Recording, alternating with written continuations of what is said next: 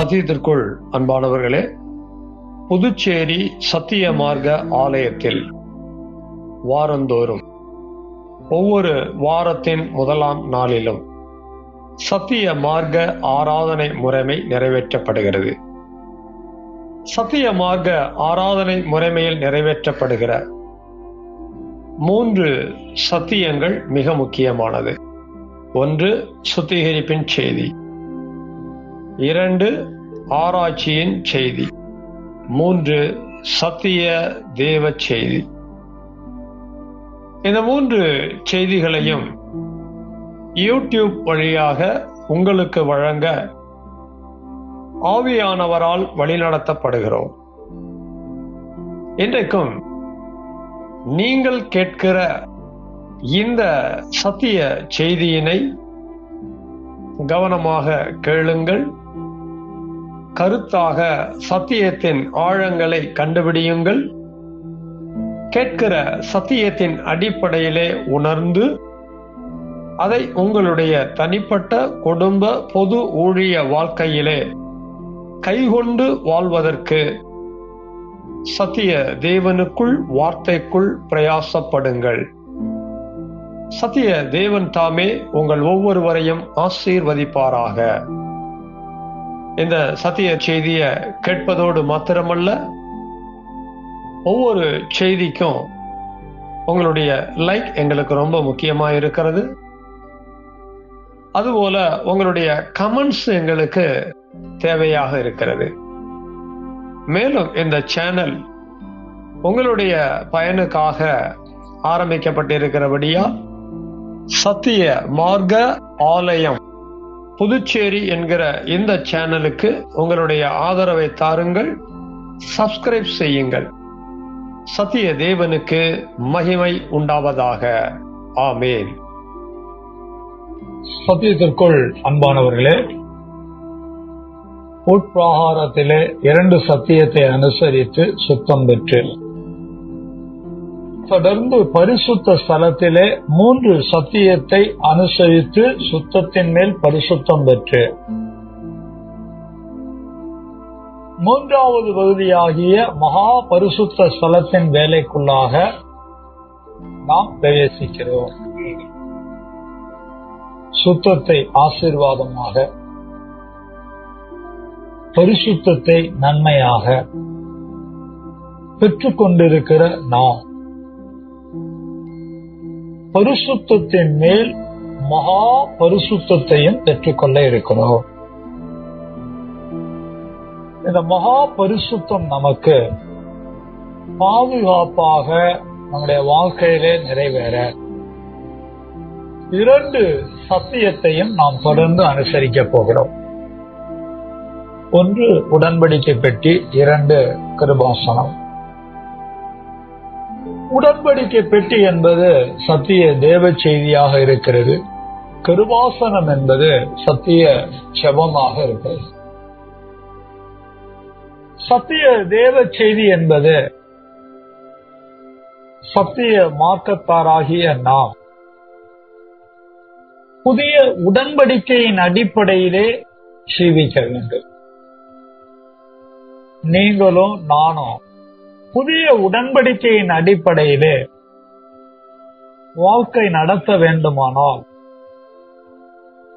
ஜீவ வார்த்தை முக்கியம். இந்த ஜீவ வார்த்தைய நம்முடைய தெய்வம் என்னுடைய நம்முடைய எல்லாருடைய இருதயங்களிலும் சத்திய தேவ செய்தியின் மூலமாக எழுதி வைக்க போகிறார். தெய்வமே இதை செய்கிறார். கற்பலகைகளில் அல்ல, சபையான இருதயத்திலே, நம்முடைய ஆத்துமாக்களிலே அவர் எழுதுகிற வார்த்தை உங்களையும் என்னையும் தேவ ஜனமாக, அவருக்கு சொந்த ஜனமாக, அவரை சொந்த தெய்வமாக என்றைக்கும் உறுதிப்படுத்த இருக்கிறது.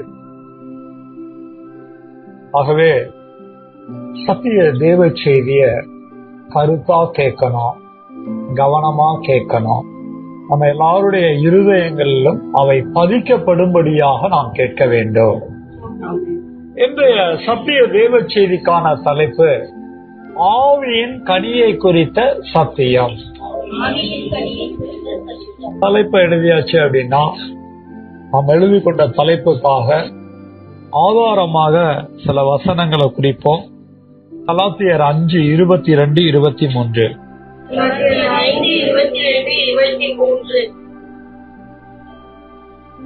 எபேசியர் 5:9,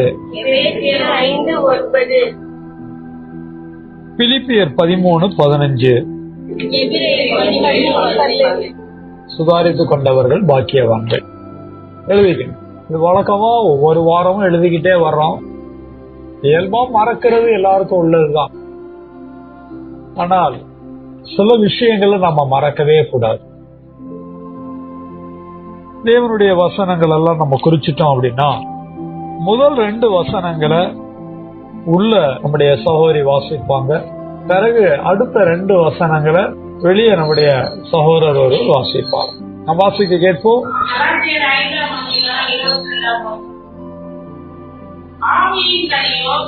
அன்பு, சந்தோஷம், சமாதானம், நீடிய பொறுமை, தயவு, நற்குணம், விசுவாசம், சாந்தம், இச்சையடக்கம், இப்படிப்பட்டவைகளுக்கு விரோதமான பிரமாணம் சொல்லுங்க. ஆமென். அடுத்த 2 வசனங்களை வாசிக்க கேட்போம். ஆவியின்படி சகல நற்குணத்திலும் நீதியிலும் உண்மையிலும் விளங்கும். இவரை 18:15. ஆகையால் அவருடைய நாமத்தை துதிக்கும் உதடுகளின் கனியாகிய ஸ்தோத்திர பலியை அவர் மூலமாய் எப்போதும் தேவனுக்கு செலுத்தலாம். ஆமென். 4 வசனங்களை நாம் வாசிக்க கேட்டோம். இந்த 4 வசனங்களில் ஆவியின் கனி, அதாவது கனின்னு 3 இடங்கள்ல வருது. இந்த 3ஐயுமே நாம என்ன கனியாக விளங்கிக் கொள்ள வேண்டும் என்றால் ஆவியின் கனியாக விளங்கிக் கொள்ள வேண்டும். இந்த 4 வசனத்திலும் ஆவியின் கனி என்று சொல்லப்படுகிற சத்தியமாவது இலக்கம் 12ஆக காணப்படுகிறது. 12 வார்த்தைகள். ஒவ்வொரு வார்த்தையும் ஆவியின் கனியாக எழுதப்பட்டிருக்கிறது. அன்பு, சந்தோஷம், சமாதானம், நீடிய பொறுமை, தயவு, நற்குணம், விசுவாசம், இப்படி வரிசையா இந்த பட்டியல் போய்கிட்டே இருக்கு. அடுத்து சாந்தம். இந்த ஒவ்வொரு வார்த்தையும் ஆவியின் கனியும் என்னிடத்திலும் சரி, தேவ ஜனமாகிய நம்மிடத்திலும் சரி நிச்சயமா இருக்கணும். ஆவியின் கனி இல்லாம தேவனுடைய ராஜ்யத்துல நான் வாழ்ந்து பிரயோஜனம் இல்லை. தோட்டத்துல மரம் இருக்கலாம், ஆனால் தோட்டத்திலே இருக்கக்கூடிய மரம் கனி கொடுக்காமல் அது இருந்து பிரயோஜனம் இல்லை. தேவனுடைய ராஜ்யத்துல சத்திய மார்க்கத்துல சபையில நாம இருக்கிறோம். அப்படி இருக்கிற நாம ஆவியின் கனி இல்லாம இருப்பது நல்லதல்ல, சரியல்ல. இந்த ஆவியின் கனி நம்முடைய ஆவிக்கு, ஆத்துமாக்கு, சரீரத்துக்கு தேவை என்பதை நாம் அறிந்திருக்க வேண்டும். ஆவியின் கனியாகிய சாந்தத்தையும் முதலாவது அது ஆவியில் சாந்தம்னு கேட்டோம், அதாவது வார்த்தையில சாந்தம். இரண்டாவது ஆத்துமாவில் சாந்தம் என்று கேட்டோம், அதாவது எண்ணங்களில் சாந்தம். நமக்கு வார்த்தை இருக்கு, ஆவி இருக்கு, நமக்கு எண்ணம் இருக்கு, ஆத்துமா இருக்கு. வார்த்தையும் எண்ணமும் இருந்தா மட்டும் போதாது, வார்த்தையிலும் எண்ணத்திலும் நமக்கு சாந்தம் வேணும் அப்படிங்கறத நம்ம பிரசங்கமா கேட்டிருக்கிறோம். இன்னைக்கு காலையில கூட சுத்திகரிப்பு செய்தியில திருவசனத்தை கேட்கிறவர்களாய் மாத்திரமல்ல என்று நமக்கு தெய்வம் பேசி இருக்கிறார். அதை செய்யல அப்படின்னா நம்மளை வஞ்சித்துக் கொள்ளுகிறோம் என்று பொருள். ஆவியின் கனியாகிய சாந்தத்தை நம்முடைய ஆவியின் வார்த்தையிலே, நம்முடைய ஆத்துமாவின் எண்ணங்களிலே, இந்த பிரசங்கத்தை கேட்கிற காலங்கள்ல மட்டுமில்ல, இந்த பிரசங்கத்தை கேட்டது முதல் நம்முடைய மரண வரியந்தம் நாம் இந்த கனியை நம்முடைய வாழ்க்கையில ஆவி ஆத்துமா கூடுதலாக சரீரத்திலும் கொடுத்து வாழ வேண்டும். இன்னைக்கு 3வது உபத்தலைப்பாக சரீரத்தில் சாந்தம் என்பதை நாம் பிரசங்கமாக கேட்க இருக்கிறோம். எல்லாரும் எழுதிக்குவோமா உபத்தலைப்ப? உலகத்துல எல்லா கிறிஸ்தவ சபைகள்லையும் பிரசங்கம் செய்யப்படுகிறது. ஆனால் எந்த கிறிஸ்தவ சபையிலையும் ஒரு சத்தியத்தை 3 சாட்சிகளின் அடிப்படையில பிரசங்கம் பண்ணுவதில்லை. உலகத்திலே தேவ கிருபையினால சத்தியமாக்க சபையில தான் ஒரு சத்தியத்தை எடுத்து 3 சாட்சிகளின் அடிப்படையில பேசப்படுகிறது. 3 சாட்சிகளின் அடிப்படையிலே பேசப்படுகிற சத்தியத்திற்கு ஒவ்வொரு சத்தியத்திற்கும் குறைந்தபட்சம் 7 வசனங்கள் கொடுக்கப்படுகிறது. அந்த 3 சாட்சி 7 வசனம் வருது, கவனிச்சீங்களா? ஆவியில சாந்தம் ஒரு சாட்சி, ஆத்துமாவில சாந்தம் 2வது சாட்சி, சரீரத்திலே சாந்தம் 3வது சாட்சி. ஒவ்வொன்றுக்கும் 7 வசனம். 3க்கும் மொத்தம் எத்தனை வசனம் வந்துருது? 21 வசனம். இந்த 21 வசனங்களையும் நாம வரிசைப்படுத்தி வச்சு பார்த்தோம் அப்படின்னா நமக்கு ஒரு பூரணமான சத்தியம் கிடைக்கும். சத்தியம் கிடைக்கணும், ஆனா எப்படி கிடைக்கணும்? அது பூரணமா கிடைக்கணும். தெய்வ கிருபை நமக்கு அது கிடைக்கிறது. நாம உபத்தலைப்பு எழுதியாச்சு அப்படின்னா அந்த உபத்தலைப்புக்கான 7 வசனங்களை சொல்றேன், குறிங்க. 1வது வசனம் ரோமர் 9:23. அடுத்து 2 தீமோத்தேயும் 3:10. அடுத்து அப்போஸ்தலர் 15:39. மத்தேயு 5:5. பிலிப்பியர் 4:5. யாக்கோபு 3:13. கடைசி வசனமா 1 தீமோத்தேயு 6:11 குறிப்போம். எல்லாரும் கண்களை மூடுவோமா? உடன்படிக்கை பெட்டி சத்திய தேவ செய்தி நம்ம எல்லாருடைய இருதயங்களையும் உடன்படிக்கை பெட்டியா பாவித்து தெய்வம் நமக்குள்ள அவருடைய சத்தியத்தை எழுத போறார். ஒரு வாஞ்சையோட ஒரு பிரியத்தோட எனக்குள்ள என் தெய்வம் எழுதட்டும்னு சொல்லி ஒப்பு கொடுக்கலாமா? சத்திய தோப்பனே, சத்திய குமாரனே, சத்திய ஆவியானவரே, நம்முடைய சத்திய தேவ செய்திக்காக நம்முடைய தெய்வீக நாமங்களை கோடா கோடி மகிமையை செலுத்தி துதிக்கிறோம். ஆவியின் கனியை குறித்த சத்தியத்திலே இதுவரைக்கும் நீர் எழுதின ஒவ்வொரு சத்தியத்துக்காகவும் ஒவ்வொரு வசனங்களுக்காகவும் ஒவ்வொரு வெளிப்பாடுகளுக்காகவும் கோடா கோடி நன்றி செலுத்துகிறோம். இன்றைக்கும் உடைய ராஜரீகம் விளங்க ஆவியின் கனியை குறித்த சத்தியத்திலே எங்களுக்கான சத்தியம் வெளிப்பட ராஜரீகம் இருக்கிறபடியா உண்மையே தொழுது ஆராதிக்கிறோம். விசேஷமாக எங்கள் எல்லாரிடத்திலும் சரீரத்திலே சாந்தம் உண்டாக எங்களுக்கான வசனங்களை கொடுத்திருக்கீங்க. இந்த வசனங்களுக்குள்ள மறைஞ்சிருக்கிற ஆவியின் கனியாகிய சாந்தத்தின் சத்தியம் எங்களுடைய சரீரத்திலே உண்டாகி வெளிப்பட வேண்டிய வெளிச்சத்துக்குள்ளாக சத்தியத்துக்குள்ளாக ஆவியானவர் எங்களை வழிநடத்தும்படி செபிக்கிறோம். ராஜ்யம் நித்தியமாக இருக்கிறது. ராஜ்யத்திலே நாங்கள் புத்திரராக புத்திரியாக வாழ ஆவியின் கனியாகிய சாந்தத்தை அறிந்து கொள்ள நிறங்களோடு பேசி எங்கள் எல்லாருடைய இருதயங்களிலும் எழுதி உம்முடைய சொந்த ஜனமாக சரீரத்திலும் சாந்தம் உள்ளவர்களாக வாழ சத்தியத்தை பேசும்படி செபிக்கிறோம். எபிரேயர் 4:12-5-14 ஒப்புக்கொள்கிறோம். சத்திய இயேசுவின் நாமத்தில் சத்திய ஆவியான துணையோடு செபிக்கிறோம். சத்தியமுள்ள பிதாவே, ஆமென். சத்திய வார்த்தையாகிய பிதா, குமாரன், பரிசுத்த ஆவியானவராய் இருக்கிற தேவனுடைய தெய்வீக நாமத்திற்கு துதியும் கனமும் மகிமையும் உண்டாவதாக.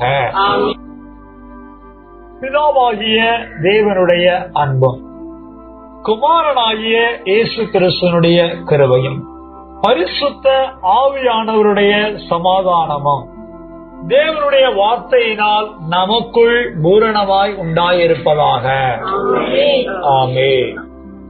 சத்தியத்திற்குள் அன்பானவர்களே, ஆவியின் கனியாகிய சத்தியம் என்பதை ஒரு தொடர் பிரசங்கமாக நாம் கேட்டுக்கொண்டிருக்கிறோம். ஏதோ ஒரு சத்தியத்தை ஒரு பைபிள் ஸ்டடி மாதிரி தொடர்ச்சியா நாம கேட்டுக்கொண்டிருக்கிறோம் அப்படிங்கிற ஒரு எண்ணம் இல்லாம, இந்த சத்தியம், ஆவியின் கனியாகிய சத்தியம், என்னுடைய சபையின் பிரசங்கம் அல்ல, எனக்குள் விளைய வேண்டிய கனியின் ரகசியம். சாந்தம் என்பதை எல்லாரும் நம்முடைய வாழ்க்கையில எப்படி எதிர்பார்க்கிறோம் அப்படின்னா, மற்றவர்கள் நம்ம கிட்ட சாந்தமா இருக்கணும்னு எதிர்பார்க்கிறோம். நம்முடைய வாழ்க்கையில நம்ம யாரையெல்லாம் சந்திக்கிறோமோ அவர்கள் எல்லாருமே நம்மிடத்துல சாந்தமா இருக்கணும்னு எதிர்பார்க்கிறோம்.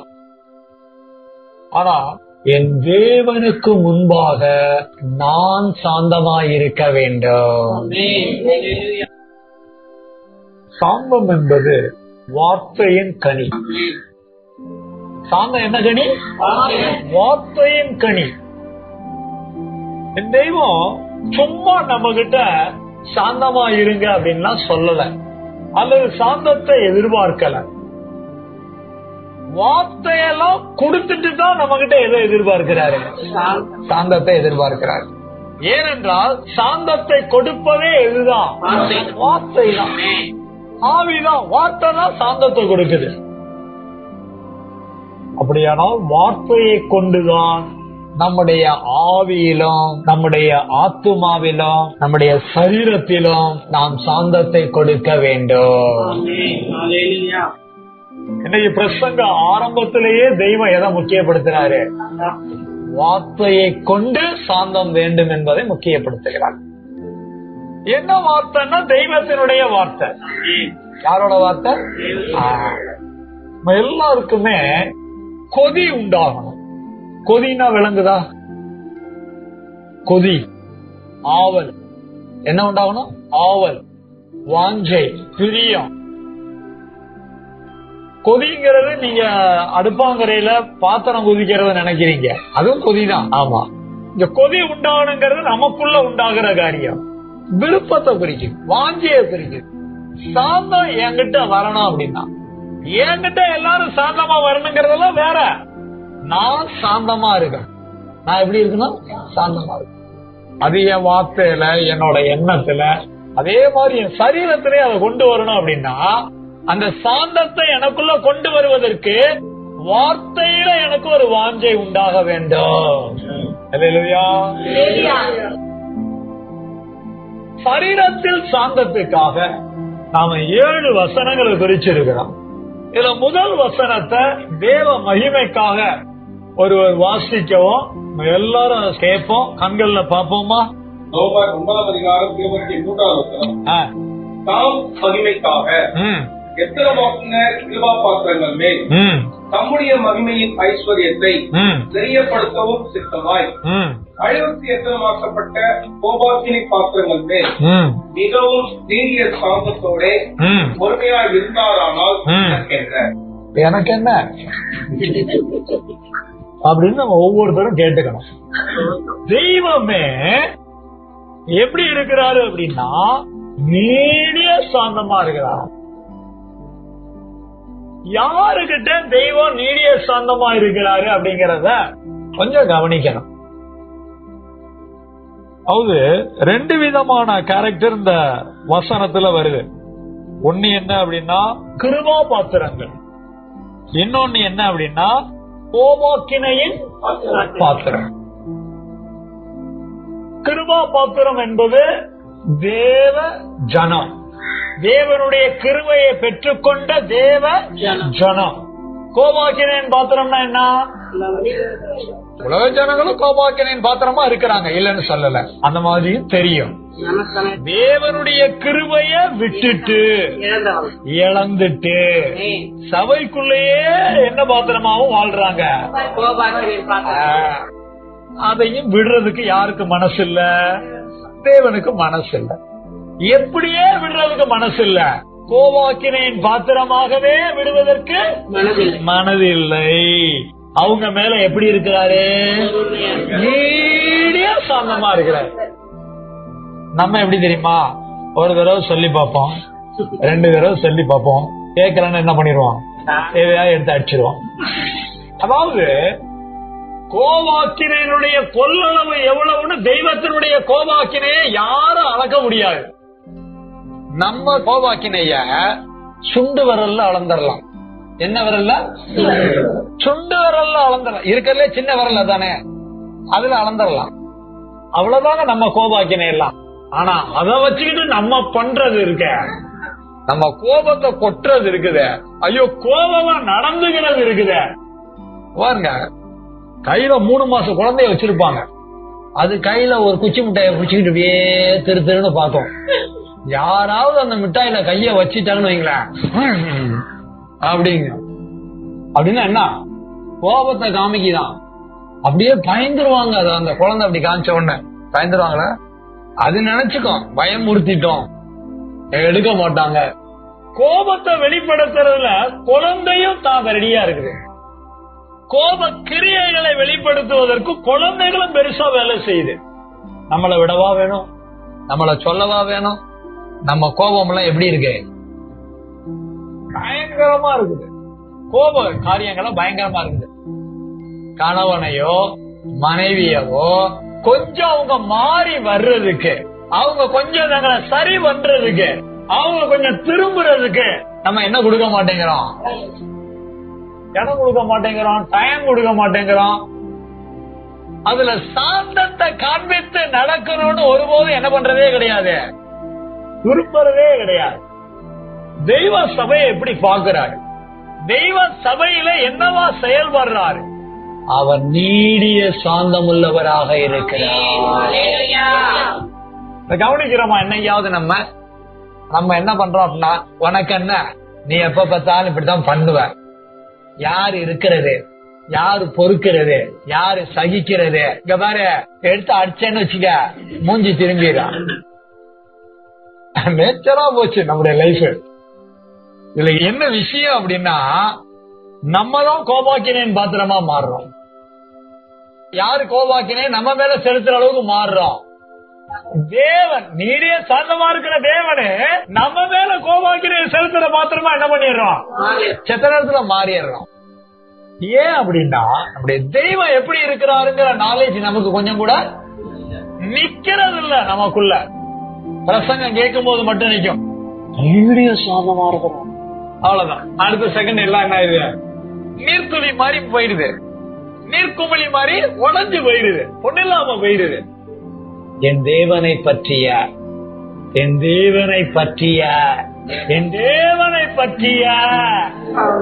அவர் நீடிய சாந்தம் உள்ளவர் என்கிற சக்திய அறிவு எனக்கு உண்டாயிருக்க வேண்டும். அடுத்த வசனம் படிப்போம். நீயோ என் போதகத்தையும் நடக்கையும் நோக்கத்தையும் விசுவாசத்தையும் சீரிய சாந்தத்தையும் அன்பையும் லிஸ்ட் முடியலங்க, லிஸ்ட் முடியல, கண்டினியூ இருக்கு. இப்ப அதெல்லாம் வாசிக்க நமக்கு சமயம் இல்ல. அடுத்த வசனத்துல இத கவனிச்சீங்க அப்படின்னா, பவுல் தீமோத்தேயுக்கு நிருபம் எழுதுறாரு. எழுதும் போது லிஸ்ட் போட்டுக்கிட்டே வர்றாரு. நீங்க என்ன பண்ண, அங்க போவாஸ் இருக்கிறாருல, அவர்கிட்ட ஒரு 10,000 வாங்கிக்க, அங்க வந்து நம்ம ஆண்டனி இருக்கிறார்ல, அவர்கிட்ட ஒரு 25,000 வாங்கிக்க, அப்படி லிஸ்ட் போடல. லிஸ்ட் போடுறதுல பாருங்க, என் போதகத்தையும் நடக்கையையும் நோக்கத்தையும் விசுவாசத்தையும் எழுதிக்கிட்டே வரும்போது இன்னொன்னு போடுறாரு பாருங்க, நீடிய சாந்தத்தையும். பவுல் எழுதும் போது தேவனுடைய நீடிய சாந்தத்தையும் எழுதி இருந்தாருனாலும் ஏதோ ஒத்துக்கலாம் அப்படின்னு நமக்கு தோணும். ஆனா பவுல் எழுதினார் பாருங்க, தீமோத்தேயுக்கு எழுதும் போது ஏன் நீடிய சாந்தத்தையும். அடுத்த வசனத்துல எப்படி முடிக்கிறாருன்னா, அறிந்திருக்கிறாயே. என்ன செய்கிறாயே? தீமோத்தேயு பவுலை அறிந்து கொள்ளுகிற அளவிற்கு பவுலுடைய வாழ்க்கையிலே, பவுலுடைய நடக்கையிலே அப்போஸ்தலனாகிய பவுல் ஊழியக்காரன் நீடிய சாந்தத்தை காண்பித்து வாழ்ந்திருக்கிறார். என்ன பாஸ்டர் பெரிய ஆச்சரியம்! பவுல் அப்போஸ்தலன், பவுல் பெரிய ஊழியக்காரன், அவன் அதெல்லாம் காட்டியிருப்பான் தானே. அவனுக்கு என்ன, அவன் அப்போஸ்தலனா இருக்கும் போது நீடிய சாந்தமா தானே இருக்கணும். என்ன பாஸ்டர் பெரிய ஆச்சரியம்! இத போய் நம்ம படிக்கிறோம், தெய்வத்தை பத்தி சொன்னீங்க, அவர் கோவாக்கினேன் பாத்திரத்து மேல என்னவா இருக்கிறாரு, நீடிய சாந்தமா இருக்கிறான்னு சொல்றீங்க. அதாவது ஏத்துக்கலாம், அது உண்மைதான். அவர் அழைச்ச ஊழியத்துக்கு தானே வந்திருக்கிறான் அப்போஸ்தலனாகிய பவுல்.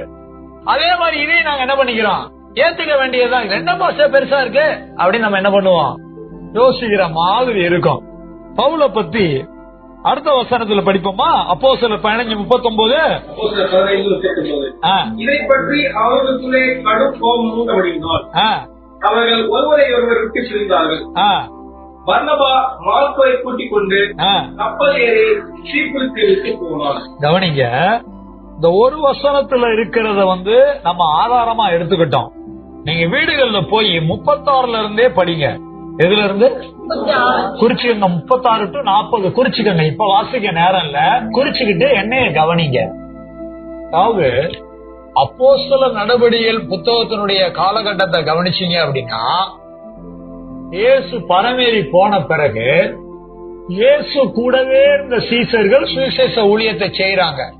அப்ப என்ன உண்டாகுது, சபை உண்டாகுது. சபைக்கு என்ன உண்டாகுது, உபத்திரவங்கள் உண்டாகுது.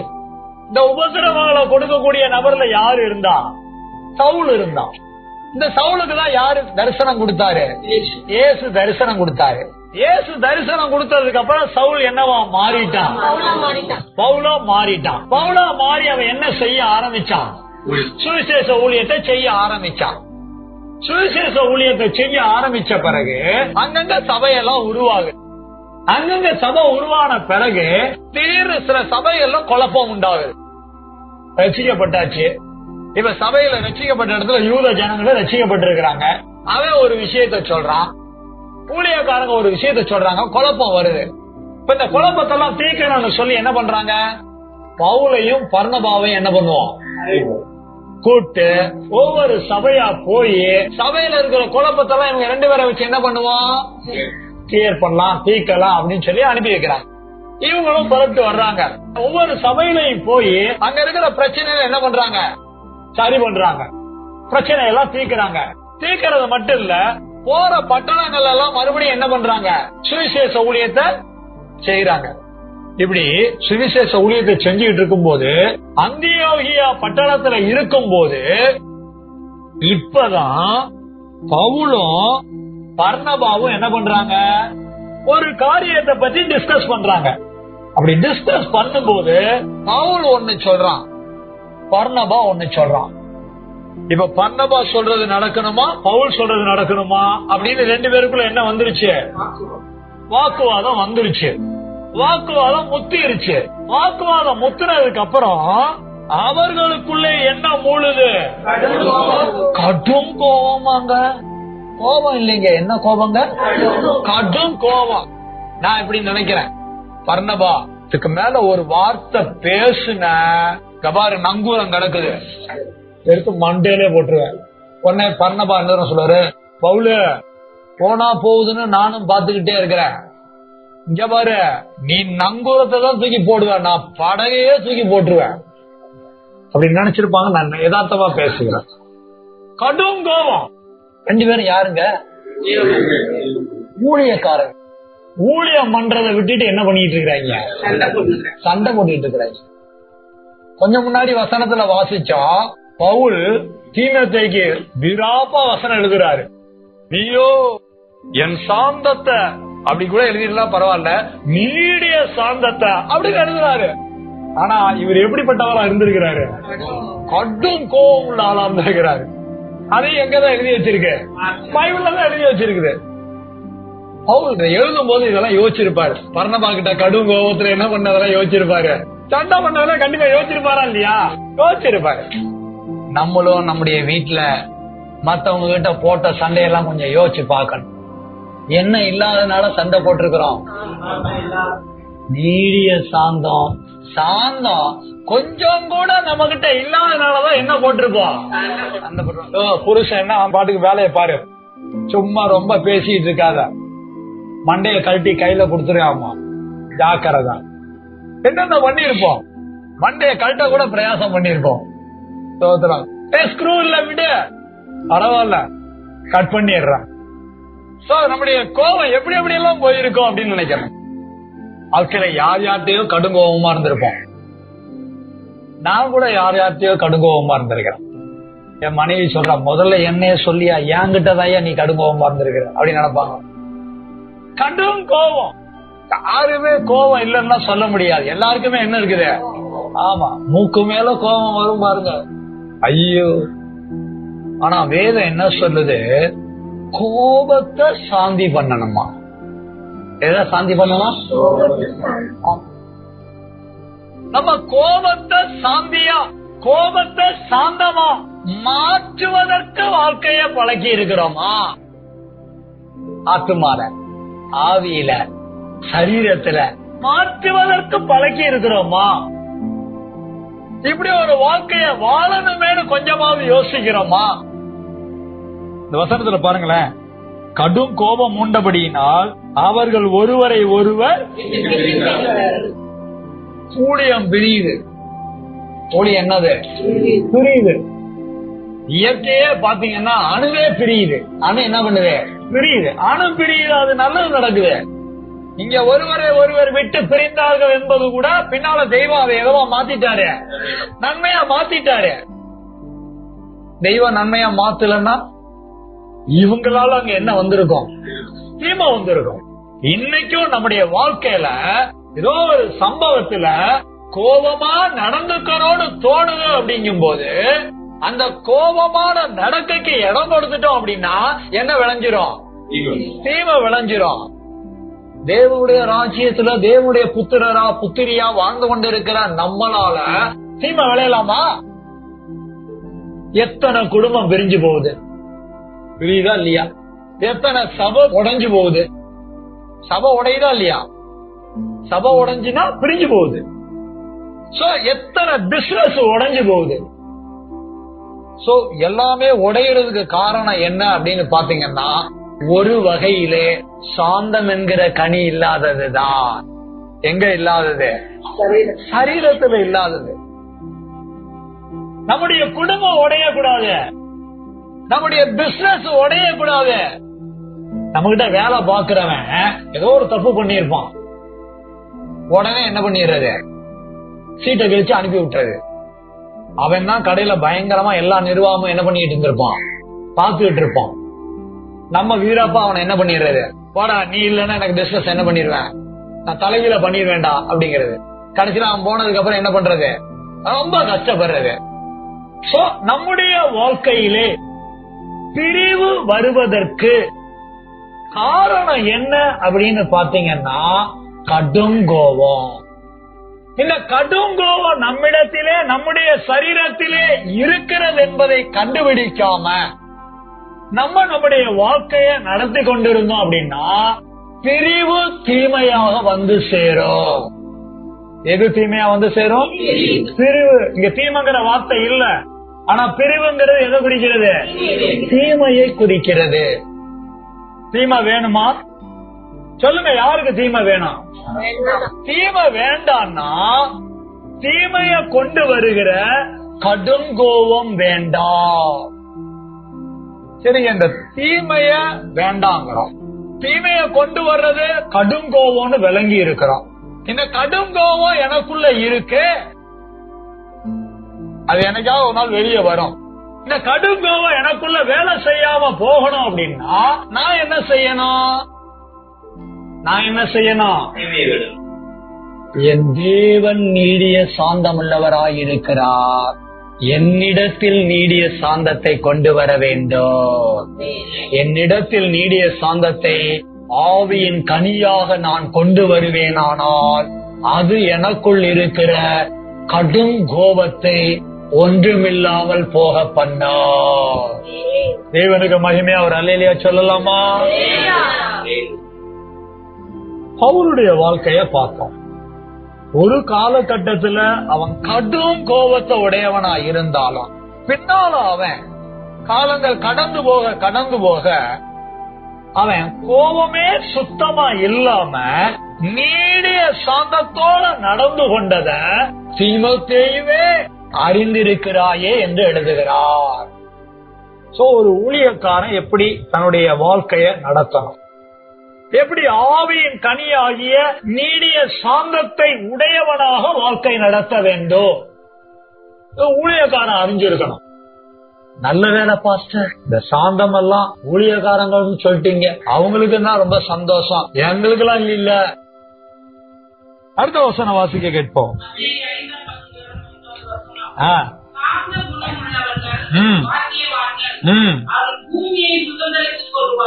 இயேசு கிறிஸ்து இந்த பூமியில ஊழியம் செய்த நாட்கள்ல தன்னை பின்பற்றி வந்த சீஷர்களுக்கு உபதேசம் பண்ணுகிறார். அவர் செய்கிற உபதேசத்தில் நல்லா கவனிக்கணும், சீஷர்களுக்கு. யாருக்கு? இப்ப நமக்கு சாந்தம் வேணுமா வேண்டாமான்னு கேள்வி எழுப்பணும்ல. இப்ப இயேசுவின் சீஷர்களுக்கு சாந்த குணம் வேணுமா வேண்டாமா? வேணும். யாருக்கு சாந்த குணம் இருக்குதோ அவர்களை இயேசு வாக்கியவான் என்று சொல்லுகிறார், வாக்கியவான்கள் என்று சொல்லுகிறார். எப்படி பாக்கியவான் சொல்றாங்க? அந்த வசன முடிவுல எழுதி இருக்குது, அவர்கள் எதை சுதந்தரிப்பார்கள். இதை நம்ப முடியுதுங்களான்னு? எதை சுதந்தரிப்பார்கள்? எத்தனை பூமி இருக்கு நம்ம வாழ்ந்து கொண்டு இருக்கிற பூமி? நம்ம வாழ்ந்து கொண்டு இருக்கிறது ஒரே பூமி. எவ்வளவோ பூமி இருக்குன்னு கண்டுபிடிக்கிறாங்க, ஆனா அங்கெல்லாம் யாரும் என்ன பண்ண முடியாது, வாழ முடியாது. அதெல்லாம் மனிதர்கள் வாழ்வதற்காக படைக்கப்பட்ட கிரகங்கள் அல்ல. ஆனால் மனிதன் வாழ்வதற்காக தெய்வம் படைத்த ஒரே கிரகம், ஒரே இடம் பூமி.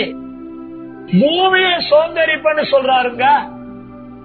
இன்னைக்கு ஏங்க நமக்கு ஒரு நிலம் கிடைக்க மாட்டேங்குது, ஏங்க நமக்கு ஒரு இடம் கிடைக்க மாட்டேங்குது?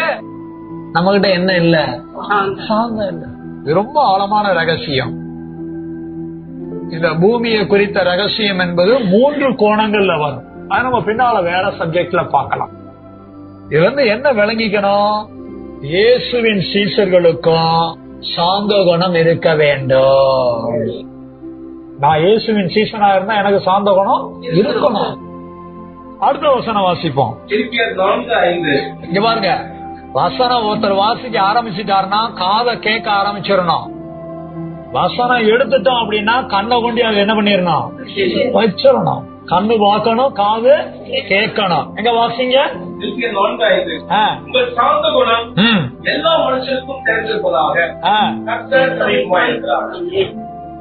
பிலிப்பு பட்டணத்துல அங்க இருந்த சபைக்கு எழுதி இருக்கிறார் பாருங்க அப்போஸ்தலனாகிய பவுல். சபை மக்களுக்கு எழுதப்பட்ட சத்தியம், உங்கள் சாந்த குணம் எல்லா மனுஷருக்கும். இன்னைக்கு நம்மளை பத்தி எல்லாரும் என்ன தெரிஞ்சு வச்சிருக்கிறாங்க? ஐயா, அது பேசும்போது நல்லா பேசும், ஆனா அது என்ன பண்ணும்? நேரம் பார்த்து மாசம் சேர்த்துக்கவே முடியாதுப்பா. எவன வேணாலும் சேர்த்துக்கலாம், இத சேர்த்துக்கவே முடியாது. கடைசியில யார பத்தி பேசுறான்னு பார்த்தா அவன் குடும்பத்துல அவன் சொந்தத்துல இருக்கிற ஆளுகளை பத்தி, சபைக்குள்ள இருக்கிறவங்களை பத்தி சொல்லுவாங்க. இன்னைக்கு என்ன குறிச்சு என் கணவன் என்ன சொல்றாரு, என்ன பற்றி என் மனைவி என்ன சொல்றாங்க, என்ன பற்றி என் தாய் தகப்ப என்ன சொல்றாங்க, என்ன பத்தி சபையில சக விசுவாசி என்ன சொல்றாங்க, அல்லது என்ன தெரிஞ்சு வச்சிருக்கிறாங்க. இன்னாசியாவா கொஞ்சம் ஜாக்கிரதையா பழகணும். பிரேமா கொஞ்சம் கவனமா இருக்கணும். நான் உதாரணத்துக்கு சொல்றேன், நீங்க அவங்கள உடனே அப்படி நினைச்சிடாதீங்க. ஓ இன்னாசியாவா பிரேம் சொல்லணும், என்ன சாந்தங்கிறீங்க. நானே கொஞ்சம் கோபத்தை காட்டினாலும் என் மனைவி எப்படி சாந்த சொருவி. உண்மையிலேயே நான் கொடுத்து வச்ச நபர். அப்பா நாசியா மாதிரி ஒரு பொண்ணு கிடைக்கிறதுக்கு நான்லாம் பெருந்தவம் பண்ணி இருக்கணும் அப்படின்னு யார் சொல்லணும்? அவங்க வீட்டுக்காரு தெரிஞ்சு வச்சிருக்கணும். அதே மாதிரி நம்முடைய சபையில ஒவ்வொருத்தரை பத்தியும் ஒவ்வொருத்தரும் நல்லா தெரிஞ்சு வச்சிருக்கணும். என் வீட்டுல நான் படுற கஷ்டம் எனக்கு தான் தெரியும், நீ பாட்டுக்கு எதையாவது சொல்லிட்டு போயிருவார் அப்படின்னு இருக்க கூடாது. நம்ம கிட்ட என்ன குணம் இருக்கணும்? சாந்த குணம். அது எப்படி இருக்கணுமா? தெரியுற மாதிரி இருக்கணும். நான் செய்யற என் திறமை மத்தவங்களுக்கு தெரியுதோ இல்லையோ, என் சாந்த குணம் மற்றவங்களுக்கு தெரியுற மாதிரி என் வாழ்க்கைய நடத்தி இருக்க வேண்டும். அப்போஸ்தலனாகிய பவுல் மூலமா இதை யார் எழுதி கொடுத்திருக்கிறார்? பரிசுத்த ஆவியானவர். இதை எழுதி கொடுத்த பரிசுத்த ஆவியானவர் சாந்தம் உள்ளவரா இல்லையா? என்னுடைய தேவன் சாந்தம் உள்ளவர், என்னுடைய பிதா சாந்தம் உள்ளவர். கோபாக்கினின் பாத்திரங்கள் மேல எப்படி இருக்கிறாரு? சாந்தமா இருக்கிறாரு. மலை உபதேசத்திலே, மலை பிரசங்கம்மாங்க, மலை உபதேசத்திலே சாந்த குணத்தை பத்தி பேசுறாருன்னா ஊருக்குதான் உபதேசமா? அவரே சொல்றாரு, நான் சாந்தமாயும் இருக்கிறேன். இருந்துகிட்டு பேசுறாருங்க. நம்மாலும் எப்படி தெரியுமா? இவன் வீட்டுல பொண்டாட்டிய போட்டு கும்முன்னு கும்பி இருப்பான். திடீர்னு ரோட்ல நடந்து போயிட்டே இருப்பான். எவனாவது அவன் பொண்டாட்டிய போட்டு அடிச்சுட்டு இருப்பான். என்னப்பா இப்படி போட்டு அடிக்கிற? ரொம்ப அப்படியே நல்ல ஆளு மாதிரி பேசுவான். பொண்டாட்டினா அடிக்க கூடாதுப்பா, வீட்டுல 4 இருக்கதான் செய்யும். இவன் வீட்டுல என்ன பண்ணிட்டு வந்திருப்பான்? எல்லாம் கும்முன்னு கும்பி இருப்பான். இங்க வெளியே வந்து பஞ்சாயத்து எப்படி பண்றது? விடுப்பா அப்படின்னு பெரிய ஆள் மாதிரி காட்டுவான். ஏசு அப்படி கிடையாதுங்க. அவர்கிட்ட என்ன குணம் இருக்கு? சாந்த குணம் இருக்குங்க. இருந்துதான் அவர் அங்க பேசுறார். ஆவியானவர்கிட்ட என்ன குணம் இருக்கு? சாந்த குணம் இருக்குங்க. சபையில இருக்கிற ஒவ்வொருவருக்கும் அவர் சொல்றாருங்க, உங்க சாந்த குணம் எல்லா மனுஷருக்கும், சபையில இருக்கிறவங்களுக்கும் உங்க சாந்த குணம் தெரியணும், உலகத்துல இருக்கிறவங்களுக்கும் உங்க சாந்த குணம் தெரியணும். எங்க போனாலும் அவரா, அவர் உண்டு, அவர் வேலை உண்டு, ரொம்ப சாந்தமான டைப்புங்க. சில பேர் பார்க்கதான் சாந்தம், தொட்டு பாருங்க வேற மாதிரி மாறிடுவாங்க. இங்க இருக்கிற எல்லாரையும் எடை போட்டு பார்த்தாலும் தெரியும். சாந்தம்னு ஒரு மிஷின் கண்டுபிடிச்சு வைக்கணும். என்ன மிஷின்? கோபம்னு ஒரு மிஷின் வைக்கணும். சாந்தங்கிற மிஷினை நம்மளை கொண்டு நிப்பாட்டினா ரெட் கலர்ல எரியும். இறங்கு அப்படின்னு அர்த்தம். சோ சாந்தமா நடக்கிறதுக்கு ரொம்ப அறிவா மாறணும்.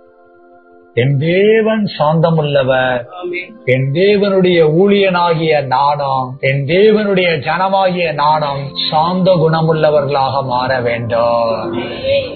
சரி, அடுத்த வசனம்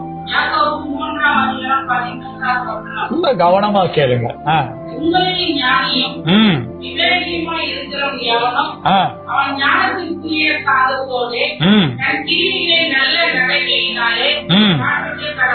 பாருங்க, இந்த சாந்தோங்கிற வார்த்தைய தன் கிரியைகள்னு வருது பாத்தீங்களா? என்ன வருது? வெறும் கிரியைகள் சொல்லாதீங்க, தன் கிரியைகள். அவனுக்கு சொல்ற காரியம். சபையில இருக்கிற ஒவ்வொரு ஆணுக்கும் பெண்ணுக்கும், ஒவ்வொரு விசுவாசிக்கும், ஒவ்வொரு சீஷனுக்கும், ஒவ்வொரு சீஷிக்கும் சொல்ற காரியம். அவன் தன் கிரியைகளை நல்ல நடக்கையில் காண்பிக்க கடவன். இப்படி போட்டு பாருங்க, தீமையான நடக்கையில் காண்பிக்க கடவன். ஏத்துக்க முடியுதா? ஆனா தீமையான நடக்கையை மட்டும் என்ன பண்ணிக்கிறான்? செஞ்சுக்கிறோம். தீமையான நடக்க. சோ தீமையான நடக்க என் உடம்புல இருக்குது, என் கையில இருக்குது, என் கால்ல இருக்குது. நான் அதை காண்பிக்க கூடிய பாத்திரமா வாழ்ந்து கொண்டு இருக்கிறேன் என்றால் என் உடம்புல என்ன இல்ல? சாந்தம் இல்ல. உடம்புல நிறம் இல்லைன்னு கவலைப்படுறோம். இன்னும் கொஞ்சம் நிறமா இருந்தா நல்லா இருக்குமே. நம்மளை விட கொஞ்சம் நேரமா யாராவது ஏத்தாப்புல வந்துட்டா போதும், ஓடி ஒளியுவோம். சோ இல்லன்னா அவங்கள மாதிரி நிறமா இல்லையேன்னு ஆதங்கப்படுவோம். நிறம் இல்லையே உடம்புலன்னு, தலையில முடி இல்லைன்னா சில பேருக்கு என்ன வந்துடும், கவலை வந்துடும். கண்ணாடிய போய் பாக்குறது, ஐயோ இந்த பக்கம் கொட்டிடுச்சே, ஐயோ இந்த பக்கமும் கொட்ட ஆரம்பிக்குது, எதையாவது வாங்கி என்ன பண்ணணும், போடணுமே. வயசு 37 தானே ஆகுது. ஸ்தோத்திரம். வயச பாக்குறோம், தலைய பாக்குறோம், கண்ணாடிய பாக்குறோம், முடிய பாக்குறோம். முடி கொட்டுதேன்னு கவலைப்படுறோம், ஐயோ முடி இல்லையேன்னு ஆனந்தப்படுறோம். ஆனா என்னுடைய சரீரத்துல, என்னுடைய உடம்புல, என்னுடைய கையின் கிரியைகள்ல, என்னுடைய கால்களின் நடக்கையில தீமை இருக்குதே, கோபம் இருக்குதே, கோபமான நடக்கை இருக்குதே, கடுங்கோபமான செயல் இருக்கிறது. இதை மாற்றி நான் நடக்க வேண்டிய நல்ல நடக்கைகளை காண்பிக்கிற வார்த்தை இருக்கா இல்லையா, காண்பிக்க முன்னால தெரிந்திருப்பதாக வந்துச்சு, இங்க என்ன கடவன், எதையாவது வாங்கிட்டு வந்தா 4 பேர்ட்ட கொண்டு காட்டுறோம். பாத்தியா எங்க வீட்டுக்காரர் பட்டு படம் எடுத்து கொடுத்திருக்கிறாரு, 3.25 லட்சம். உங்க வீட்டுக்காரர் என்ன எடுத்து கொடுத்திருக்கிறாரு, 300 ரூபாயா, அசைப்படு. இதெல்லாம் காட்டுறோம். ஆனா என்ன நடக்க காட்ட மாட்டோம். முதல்ல உன் கணவன் கிட்ட காட்டு, முதல்ல உன் மனைவி கிட்ட காட்டு, முதல்ல உன் பிள்ளை கிட்ட காட்டு, முதல்ல உன் குடும்பத்துல காட்டு, முதல்ல உன் சொந்த பந்தங்க கிட்ட காட்டு, முதல்ல உன் உற்றார் உறவினத்தை காட்டு, முதல்ல நீ குடியிருக்கிற பகுதியில காட்டு, உன் சபையில காட்டு. உன் சாந்த குணம் உன் நல்ல நடக்கையில் காண்பிக்கப்பட வேண்டும். பாஸ்டர் பிரசங்கம் கேட்கும் போது நல்லா இருக்கு பாஸ்டர், சில தீமை எல்லாம் என்கிட்ட இருக்குது, என் நடக்கையில இருக்குது, நல்ல நடக்கெல்லாம் இல்ல. மனைவி கிட்ட கோவப்படாத மாதிரி நடிக்கிறேன், ஆனா என்னைக்காவது தனியா மாட்டினா வச்சு கும்மிடணும்னு நினைக்கிறேன். எங்க வீட்டுக்காரர் என்ன சொன்னாலும் சரிபட்டு வர மாட்டேங்கிறாரு, என் மனைவி என்ன சொன்னாலும் சரிபட்டு வர மாட்டேங்கிறாரு, வச்சு தீர்த்தரணும் போல இருக்கு பாஸ்டர். ஆனா பிரசங்கம் கேட்கும் போது அப்படிலாம் இருக்கக்கூடாதுன்னு தோணுது பாஸ்டர். ஏன் பாஸ்டர்? அடுத்த வசனம் வாசிக்கலாம், எல்லாருமே எடுங்க. 1 தீமோத்தேயு 6:11. எல்லாரும் எடுத்தாச்சுங்களா? எடுத்தாச்சுன்னா எல்லாரும் அல்லேலூயா சொல்லுவோம். அல்லேலூயா. 1 தீமோத்தேயு 6:11. நீயோ தேவனுடைய மனுஷனே, இவைகளை விட்டோடி நீதியையும் தேவ பக்தியையும் விசுவாசத்தையும் அன்பையும் பொறுமையையும் சாந்த குணத்தையும் அடையும்படி நாடு. சாந்த குணம் இல்ல அப்படிங்கறதுனாலதான் உனக்கு கடும் கோபம் வருது, உன் வாழ்க்கை நல்ல நடக்க இல்லாம இருக்குது. சந்தேகம் இல்ல, வெளிப்பட்டுருச்சு. தெய்வம் சாந்த குணம் உள்ளவரா இருக்கிறாரு. தெய்வம் சாந்த குணம் இருக்கணும் பாக்கியம்ங்கிறாரு. தெய்வம் எல்லாருக்கும் முன்னாடி சாந்த குணம் தெரிந்திருக்கணுங்கிறாரு. சாந்த குணத்தை காண்பித்து நடங்கிறாரு. ஆனா என்னால முடியலன்னு ஒத்துக்கிற.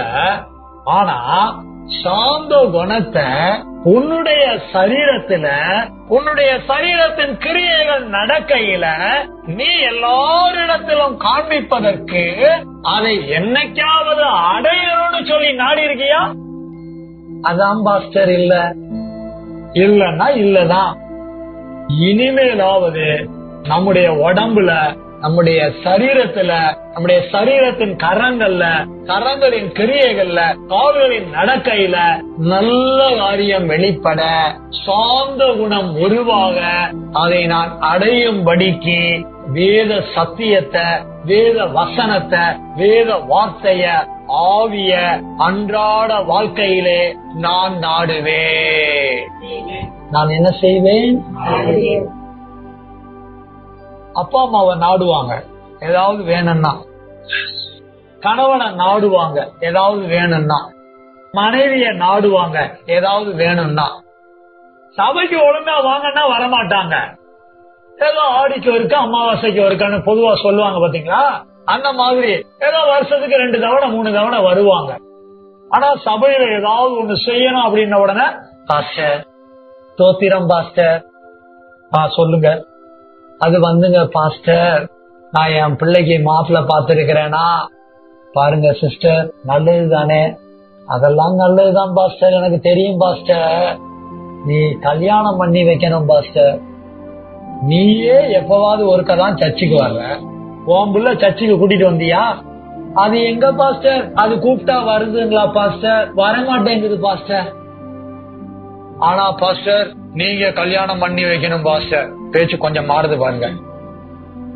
எப்படி மாறு பாஸ்டர்? அப்படிலாம் சொல்லாதீங்க பாஸ்டர். நீங்க கல்யாணம் என்ன பண்ணி வைக்கணும் பாஸ்டர். ஏன்னு பார்த்தா இது 4 பேர்த்துட்டு அலைஞ்சிட்டு வந்திருக்கும். எவனுமே என்ன பண்ண மாட்டேன்னு சொல்லியிருப்பான், பண்ணி வைக்க மாட்டேன்னு சொல்லியிருப்பான். இங்க வந்து நம்ம கிட்ட என்ன பண்றது? பாஸ்டர் நீங்க கண்டிப்பா பண்ணி வைக்கணும் பாஸ்டர். அதுக்கு அர்த்தம் என்ன? ஒரு பக்கம் கோபம், ஒரு பக்கம் சாந்தம், ரெண்டையுமே பேசும். அது எப்படி பேசும் நமக்கே வழங்காது. எதுக்காக சொல்ல வரோம் அப்படின்னா, அவங்களுக்கு ஒண்ணு வேணும்னு பாஸ்டர் நாடி என்ன பண்றது? வர்றது. ஆனா தேவனுடைய ராஜ்யத்துல தேவனுடைய ஜனமா, தேவனுடைய புத்திரனா, தேவனுடைய புத்திரியா நாம வாழ்ந்து கொண்டு இருக்கிறோமே, அதற்கு அடையாளமா என்னுடைய சரீரத்துல தேவன் எதிர்பார்க்கிற, தேவன் காண்பிக்க கடவன் என்று சொல்லுகிற, எல்லா மனுஷருக்கும் தெரிந்திருப்பதாக என்று சொல்லக்கூடிய சாந்த குணத்தை அன்றாட வாழ்க்கையிலே நான் எனக்கு அடையபடிக்கு நான் வேதத்தை, வார்த்தையை நாட வேண்டாமா? எதை நாடணும்? புருஷன் சாந்த குணத்தை நமக்கு கொடுக்க முடியாது, மனைவி நமக்கு சாந்த குணத்தை கொடுக்க முடியாது, நம்மள பெத்தவங்க நமக்கு சாந்த குணத்தை கொடுக்க முடியாது. என் தேவன், நீடிய சாந்தமாய் இருக்கிற என் தேவன், அவருடைய வார்த்தையினால் மட்டுமே எனக்கு சாந்த குணத்தை கொடுக்க கூடும். சரீரத்திலே நாம் சாந்த குணத்தை பெற்று, சாந்த குணத்தை நம்முடைய கிரியைகளிலே நல்ல நடக்கையாக காண்பிக்க நாம் எல்லாரும் தேவ சமூகத்துல எழுமி நின்று மனம் விரும்பி ஜெபிக்க ஒப்பு கொடுக்கலாமா? எல்லாரும் எழுமி நிற்போம். எல்லாரும் எழுமி நிக்கணும். எழுமி நின்ன பிறகு பக்கத்துல இருக்கவங்க கிட்ட பேசக்கூடாது, மற்ற காரியங்களை பற்றி சிந்தை இருக்கக்கூடாது. நீ எவ்வளவு நேரம் ஆகுது, முடிய போகுதா, அதெல்லாம் சிந்திக்க கூடாது. 1-2 நிமிடங்கள் நாம கேட்ட சத்தியத்தை நம்முடைய வாழ்க்கையில சுதந்திரிக்க, நம்முடைய வாழ்க்கையில நிறைவேற்ற, நாம கேட்ட புதிய உடன்படிக்கையின் ஜீவ வார்த்தையின் அடிப்படையில் நம்முடைய வாழ்க்கையை நடத்த, கேட்ட சத்தியத்தை அப்படியே மறுபடியும் மனசுக்குள்ள கொண்டு வரணும். ஒவ்வொரு வசனங்களையும் சாந்தத்தை பற்றி தெய்வம் எனக்கு என்ன பேசினாருங்கிறத அப்படியே நினைவுக்கு கொண்டு வரணும். என்னுடைய தேவன் கோபாக்கினையின் பாத்திரங்கள் மேல நீடிய சாந்தமா இருக்கிறார். அவங்களும் மனம் திரும்புவாங்க. அவங்கள அழிச்சிட வேண்டாம், அவங்கள இல்லாம போக பண்ண வேண்டாம், அவங்களுக்கு தண்டனையை கொடுத்துட வேண்டாம், அவங்களும் மனம் திரும்புவாங்கன்னு சொல்லி அவர் நீடிய சாந்தமா இருக்கிறார். என்னைக்காவது இந்த சத்தியத்தை நம்ம யோசிச்சு இருக்கிறோமா? என்னைக்காவது இந்த சத்தியத்தை சிந்திச்சு நம்முடைய வாழ்க்கையை நடத்தி இருக்கிறோமா? அப்போஸ்தலனாகிய பவுல் தன்னுடைய வாழ்க்கையில சாந்த குணம் இல்லாம ஒரு கட்டத்துல இருந்திருக்கிறார். ஊழியத்தை ஆரம்பித்த பொழுது கூட அப்படிதான் இருந்திருக்கிறார். ஊழியங்களை செய்யும் போது கூட அப்படிதான் இருந்திருக்கிறார். ஆனால் தெய்வம் அவருடைய நடக்கையை, தெய்வம் அவருடைய கிரியையை நீடிய சாந்தம் உள்ளதாக மாற்றி இருக்கிறாரே. சபைக்கு ஊழியக்காரனா இருக்கிறோமா? சபையில ஊழியக்காரனா இருக்கிற நம்ம ஒரு கட்டத்துல கடும் கோபம் கூட வெளிப்படக்கூடிய அளவுக்கு மாம்சத்தின் கிரியைகளிலே நடந்திருக்கலாம். ஆனா தேவனுடைய ராஜ்யத்துல, தேவனுடைய ஊழியத்துல தொடர்ந்து வாழ்ந்து கொண்டிருக்கிற, வளர்ந்து கொண்டிருக்கிற ஊழியக்காரனாகிய ஒவ்வொருவரும் நீடிய சாந்தத்தை சரீரத்துல பெற வேண்டும். ஊழியக்காரங்க சிந்திக்கணும். இயேசு கிறிஸ்து நம்மை பின்பற்றி வந்த சீசர்களுக்கு சாந்த குணம் முக்கியங்கிறத பேசுகிறார். விசுவாசிகள், தேவ பிள்ளைகள், தேவ ஜனம், எனக்கு சாந்த குணம் முக்கியங்கிறத இயேசு பேசி இருக்கிறார். இதுவரை நான் சாந்த குணத்தோட இருந்திருக்கிறானா? அவளை செக் பண்ணணும். வேதம் சொல்கிறது, உங்கள் சாந்த குணம் எல்லா மனுஷருக்கும் தெரிந்திருப்பதாக சொல்லி. என்னை பற்றி எல்லாரும் என்ன நினைக்கிறாங்க? எல்லாரிடத்துல என்னுடைய சாந்த குணத்தை தெரியப்படுத்துற மாதிரி நான் வாழ்க்கையை நடத்தி இருக்கிறேனா? இல்ல என்னிடத்திலிருந்து கோப குணம் தான் வெளிப்பட்டு இருக்குதா? ஒருவேளை கோப குணம் மற்றவங்களுக்கு தெரிகிற மாதிரி நான் என் வாழ்க்கையில, தனிப்பட்ட வாழ்க்கையில, குடும்ப வாழ்க்கையில, பொது வாழ்க்கையில, சபைக்குள்ள நடந்திருந்தேன் அப்படின்னா என்ன உணர்த்தும் ஆவியானவரை, ஏனென்றால் நான் மாற வேண்டும், நான் மனம் திரும்ப வேண்டும். என்னை கடும் கோபத்தின் பாத்திரமாக அல்ல, என்னை நீடிய சாந்தம் உள்ள சரீரத்தின் பாத்திரமாக நான் மாற நான் மனம் திரும்பணும் சொல்லி உணர்த்தப்படலாமா? என்னுடைய சாந்த குணம் என்னுடைய ஆவியில அமைதியா வெளிப்படணும். என்னுடைய ஆத்துமாவில அடங்கக்கூடியதா வெளிப்படணும். கோபம் வராம இருப்பது பெரிய விஷயம் இல்ல. ஏதோ ஒரு நேரம் கோபம் வரதான் செய்யும். ஆனா அந்த வர்ற கோபத்தை என் ஆத்துமால அப்படியே பொங்க விடுறேனா, அடக்குறேனா? ஆவியில அமைதியாகவும் ஆத்துமாவிலே அடக்கவும். ஆவியை அமைதியாக்கும் போது சாந்தம் வருது, ஆத்மாவை அடக்கும் போது ஆத்மால சாந்தம் வருது. என் சரீரத்துல என் கோபத்தை தனித்து கொள்ளுகிற, என்னுடைய கிரியைகளை நடக்கைகள்ல கோபத்தை தனித்து கொள்ளுகிற ஒரு குணப்பாத்திரமாக, சாந்த குணமுள்ளவளாக நான் மனம் திரும்ப என்ன உணர்த்தும் ஆவியானவரேன்னு கேட்கணும். யாரும் சும்மா இருக்க கூடாது, மனம் திரும்புவதற்காக கேட்க வேண்டும்.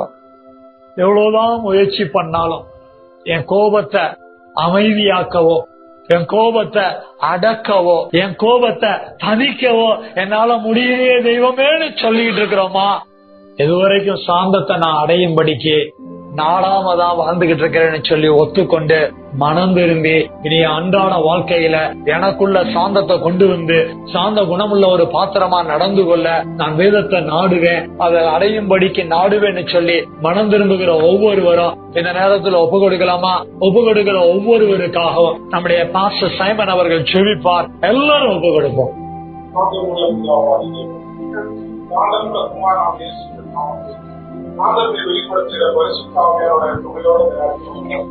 ஆமாண்டவரே, இந்த நாளிலும் என்னுடைய இருதயத்துல சரீரத்தில் சாந்தம் சத்தியத்தை நீங்க எழுதியிருக்கிறீர்கள். மகிமை செலுத்துகிறோம், கொடாகோடி நன்றி செலுத்துகிறோம், உண்மையை தொழுது செலுத்துகிறோம். நீங்க நீடிய சாந்தம் ஆமே. அது மாத்திரமல்ல, கோபாக்கினே பிள்ளைகள் மேலேயே இருக்கிறீங்க ஆண்டவரே. ஸ்தோத்திரம், கோபப்படுத்துகிறவர் மேல கர்த்தாவே ஸ்தோத்திரம், சாந்தத்தை வெளிப்படுத்தி ஹல்லேலூயா. ஆமென். கிருபை அளிக்கும்படி ஜெபிக்கிறோம். ஆண்டவரே, ஆரம்ப காலகட்டத்தில் ஆண்டவரே சாந்தத்தை இழந்து காணப்பட்டதையும் கர்த்தாவே தொடர்ந்து உடைய வார்த்தையினாலே சாந்தம் இல்லாம கடுங்கோபமாயிருந்ததையும் ஒரு குணபாத்திரமாய் தன்னை மாற்றிக் கொண்டதையும் நன்றி ஆண்டவரே. வார்த்தையினாலே கர்த்தாவே ஆண்டவரே நீடிய சாந்தத்தை வெளிப்படுத்தக்கூடிய ஸ்தோத்திரம், கிருபையோடு கூட வாழ ஆமென் கிருபை அளிக்கும்படி ஜெபிக்கிறோம் ஆண்டவரே. ஹல்லேலூயா. சபையில் இருக்கிற ஒவ்வொருவரும் கர்த்தாவே பாக்கியவான்களா காணப்பட ஸ்தோத்திரம், ஸ்தோத்திரம். ஆண்டவரே ஒரு சாந்தகுணம் எல்லாருக்கும் தெரியும். ஆமென். எல்லாருக்கும் தெரியக்கூடிய அளவுக்கு ஒவ்வொருடைய சாந்த குணமான கிரியைகள் ஆமென் எல்லாருக்கும் தெரிந்திருக்கத்தக்கதான ஆமாண்டவரே ஜாதிகள் மக்களும் தெரிந்திருக்கத்தக்கதான ஆமாண்டவரே கிருபை அளிக்கும்படி ஜெபிக்கிறோம். கனிவோடுக கிருபை அளிக்கும்படி ஜெபிக்கிறோம். ஸ்தோத்திரம், ஜெபிக்கிறோம் ஆண்டவரே. அடையத்தக்கதாக நாடக்கூடிய கிருபகாரம் ஸ்தோத்திரம், ஸ்தோத்திரம் ஆண்டவரே. ஹல்லேலூயா. ஒப்பு கொடுத்து ஆமென் ஜெபிக்கிறோம். நன்றி செலுத்துகிறோம்.